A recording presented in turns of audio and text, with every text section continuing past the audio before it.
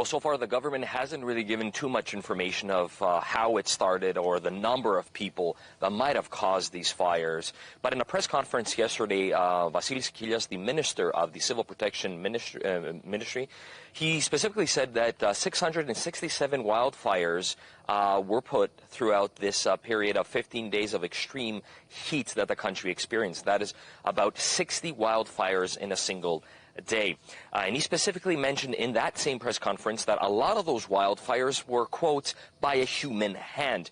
Now, we know that so far from the beginning of July, 21 people have been arrested. What is known from the authorities right now is that 21 people have been arrested, 19 men and 2 women, while the majority of the wildfires or the fires that those people put were not intentionally, probably doing some work, as they mentioned, in their farms, or people who are beekeepers, while 2 of them were intentional. And those 2 cases that are known to the media and to the public are that one person wanted to take revenge to one of its neighbors and deliberately put a fire and didn't understand that it will go out of control, while another person was throwing flammable liquid in garbage bins, and with the high temperatures that made a large wildfire. Now, also what we know is that 2 people on the island of Rhodes also have been arrested. Their identities have not yet been revealed, but the investigation continues. But on the island of Corfu, it's quite interesting to point out, and how important this investigation is, that the anti-terror unit was flown in from Athens to help and assist local authorities with these wildfires. Now, the country now is quite calm with it, but in the next few days, we will experience even more extreme heat waves like the ones we experienced in the beginning of July. We've all seen the pictures. These fires destroyed homes, factories, farmland. Who's going to pay for all of the damage?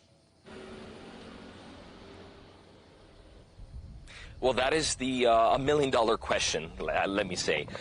We do know that so far in Athens, in north and south of Athens, that were affected first by the wildfires, the government has already recorded the damages and is already trying to compensate them as fast as they can. People who lost their houses, their farmlands, or anything because of those wildfires. But because in the other areas, in Rhodes, for example, in Corfu and in Evia, the wildfires took longer to put out, the government is now opening a platform, or will open in the next few hours, a platform for people to apply for compensation. We spoke to the Minister of Tourism. She said that the government will respond as fast as they can, but she also mentioned about the tourists who came and lost their money. Let's have a listen.